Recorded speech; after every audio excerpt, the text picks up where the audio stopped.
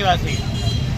દાહોદ જિલ્લાની અંદર આપણે અગાઉ જોયું ત્યારે 6 નકલી કચેરીઓ બનાવી અને જે કરોડોનું કૌભાંડ કરવામાં આવ્યું હતું એ વિષયમાં પણ ચેતર વસાવાજીને જેલમાં નાખવામાં આવ્યા હતા।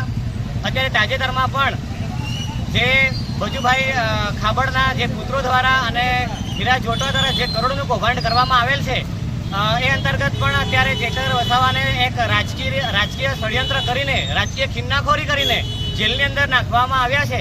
એ અંતર્ગત આજ રોજ અમે સંજેલી આદિવાસી પરિવાર ભેગા મળીને એમનું સમર્થન કરીએ છીએ અને સપોર્ટ કરીએ છીએ।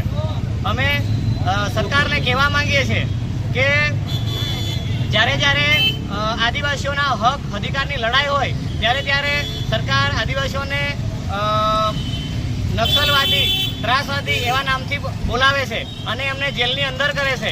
એટલે અમે આજ રોજ સંજેલી આદિવાસી ભાઈ બહેનો ભેગા થઈને ચેતર વસાવાનો સપોર્ટ કરીએ છીએ।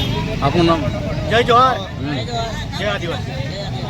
આજે ગુરુ ગોવિંદ ચોકથી અમે મેસેજ પહોંચાડવા માંગીએ છીએ કે જ્યારે અંગ્રેજોએ ગુરુ ગોવિંદને પગે કડી હાથે બીડી પેડાવીને જેલની અંદર જેવી રીતે પૂજ્યા હતા એવી રીતે આ તાનાશાહ અને ભ્રષ્ટ આંધળી અને બેકાર સરકાર ભાજપ સરકાર જે ચૈતર વસાવાને જેમની પોલીસને આગળ ધરી અને તાનાશાહ પર ઉતરી અને ખોટા કેસો કરી અને આદિવાસી એક નેતાને જનતાના હિત માટે બોલતા નેતાને હાથ કડી પહેરાવીને જેલમાં પૂરે છે, જે આદિવાસી પરિવાર ચલાવી લેવા માંગતો નથી।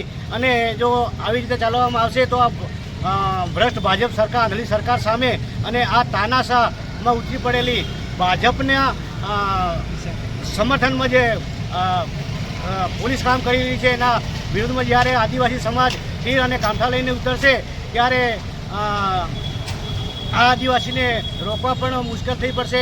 એવું મોટું આંદોલન આવનાર સમયમાં થશે, જે અમે ગુરુ ગોવિંદ ચોક સંજેલીથી મેસેજ પહોંચાડવા માંગીએ છીએ।